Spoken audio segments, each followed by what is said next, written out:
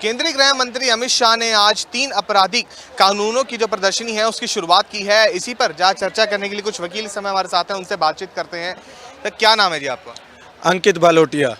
अंकित जी, बात की जाए 3 आपराधिक कानूनों को लेकर, किस प्रकार देखते हैं कि क्या कुछ नया उससे देखने को मिलेगा और क्या कुछ नई चेंजेस देखने को मिलेगा?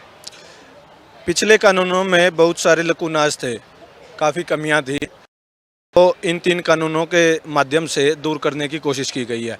और जिसमें लगभग मैंने भी तीनों कानून पढ़े मैं, और जितना समझ में आता है 80-90% लकूनाज फिल किए जा चुके हैं। और आगे के लिए भी, हमारे भविष्य के लिए, जैसा कि अभी अमित शाह जी ने बोला, 2026 के बाद से 3 साल के अंदर न्याय प्रक्रिया कंप्लीट की जाएगी। तो एक ये बहुत ही अच्छा कदम है। इससे न्याय व्यवस्था पे जो आम जनता का विश्वास उठा हुआ है वो फिर से पनपेगा और एक अच्छी न्याय व्यवस्था स्थापित होगी। इसके साथ ही प्रदर्शनी के अंदर हमने भी देखा कि किस प्रकार से डिजिटलाइजेशन को बहुत ज़्यादा बढ़ावा दिया गया, कि चाहे फिर वो थाना हो या फिर कोर्ट हो, कि किस प्रकार से डिजिटलाइजेशन वहाँ पे आपको क्या लगता है कि आने वाले समय के अंदर कितना बेनिफिशियल रहेगा? जी, बहुत बेनिफिशियल रहेगा। आज भी हम देखते हैं बहुत सारी एविडेंस हैं कोर्ट के अंदर, वो वीसी के थ्रू होती है। अभी हाई कोर्ट में भी जाते हैं तो मात्र एविडेंस ही नहीं, एडवोकेट्स वीसी के माध्यम से अपनी आर्ग्यूमेंट्स भी करते हैं। और धीरे धीरे इसको लोअर कोर्ट्स में भी ले जा सकेगा। और जितना मुझे ध्यान में है, सरकार ने एक मुहिम और शुरू की है, अभी ट्रायल स्टेज पे है, कि हम जो साक्ष्य, जो डॉक्यूमेंट्स वगैरह है, पुलिस भी और एडवोकेट्स भी वो ऑनलाइन अपलोड कर सकेंगे। जैसा डिजी लॉकर, एक एग्जांपल के उदाहरण के रूप में मैं बता दूं, डिजी लॉकर पे हम हमारे डॉक्यूमेंट सेव करके रख सकते हैं।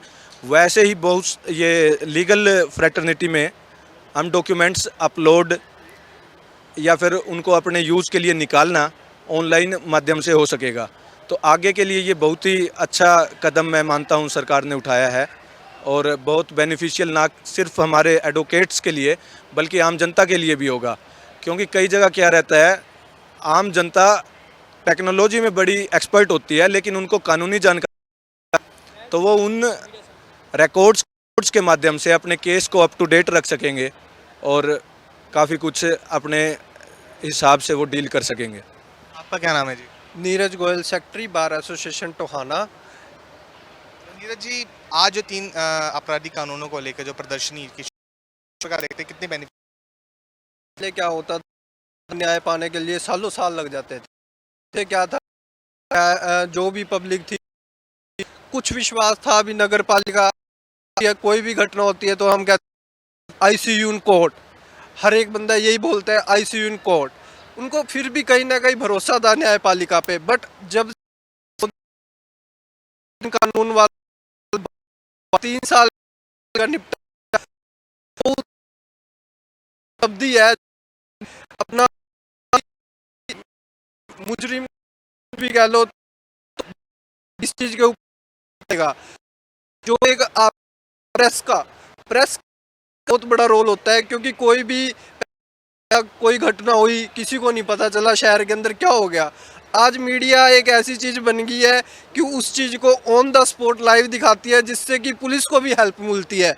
जो मुजरिमों को सबसे ज्यादा है, तो ये सबसे बड़ा ऑनलाइन का जो हुआ है आज के टाइम मुहिम चली है, अभी हर चीज ऑनलाइन। साल में उस चीज का निपटा दूंगा, सेटिस्फाई कर पाते,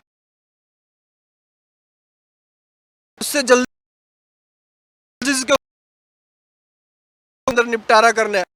कहते थे तारीख पे तारीख, वो वाली बात अब खत्म हो जाएगी। क्योंकि 3 साल के अंदर अगर किसी चीज का निपटारा करना है तो वो केस की सुनवाई हर अपील पे कुछ ना कुछ उसके अंदर होगा। ये नहीं है कि दूसरा वकील तारीख लेके चला जाएगा और उसको पता नहीं होएगा।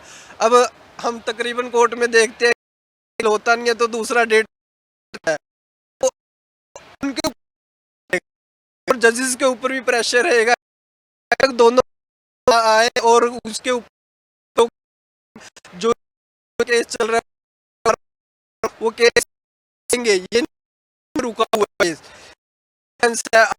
है। क्या होता है कि अपील केस एविडेंस पे चल रहा है 5 साल से केस, आर्ग्यूमेंट पे चल रहा है 5 साल से कि ये चीज़ खत्म हो जाएगी अगर ये चीज़ हो जाती है। अब आपने देखा है कि रजिस्ट्री भी ऑनलाइन कर रहे हैं ये, उससे कितना कितना घपला है। जो 1000-2000 तहसीलदार की मांग करता है, कोई मांग करता है, कोई रीडर मांग करता है, कोई स्टाम्प वेंडर मांग करता है, हम किसी को भी लगा सकते हैं, वो चीज़ सारी खत्म हो रही है। डिजिटलाइजेशन का बहुत ज़्यादा बेनिफिट मिल रहा है, वो इसका कारण यही है कि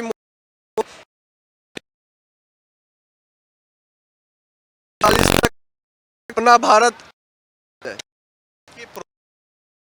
हर चीज़ के होते रहेंगे। आपने उनके फायदे तो बहुत बताए, क्या इनका कोई नुकसान भी हो? नुकसान एज इन नहीं बोल सकते हैं, लेकिन कुछ सरल कमियां, हालांकि वो जुडिशियल ऑफिसर्स हैं, हमारे जस्टिस बैठते हैं high court and supreme court, constitutional courts, वो अथॉरिटीज़ के ज़रिए उनको कवर कर देती है। बट एक दो कमियां मैं ज़रूर बताना चाहूँगा।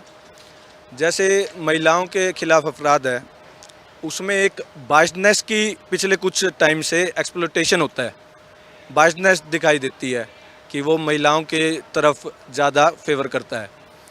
तो उसके लिए कुछ करना चाहिए था कि अगर कोई महिला विक्टिम अगर गलत पाई जाती है तो उसके आगे कार्रवाई होनी चाहिए। ऐसा अगर वो ऐड कर देते इसे कानून में, तो मेरे ख्याल से ना सिर्फ एडवोकेट्स, लीडर्स को, आम जनता इससे बहुत खुश होती।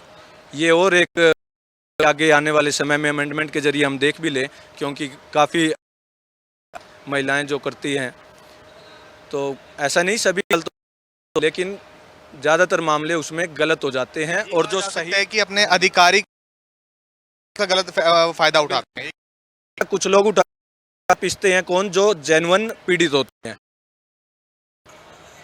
उनका खनन हो जाता है एक तरीके से। तो ये चीज़ अगर सरकार ध्यान में रखे, मद्देनज़र रखे, तो काफ़ी आम जनता के हित में रहेगा ये। हाँ जी, बिल्कुल आम जनता को काफ़ी फ़ायदा रहेगा। और 3 आपराधिक कानूनों की जो प्रदर्शनी आज लगाई गई है उसके बाद, और जो 3 आपराधिक कानून जो नए उसके अंदर लाए गए हैं, उससे लोगों को काफ़ी ज़्यादा फ़ायदा रहने वाला है। कैमरामैन शिवम के साथ Mridul Yadav, living India news, Kurukshetra.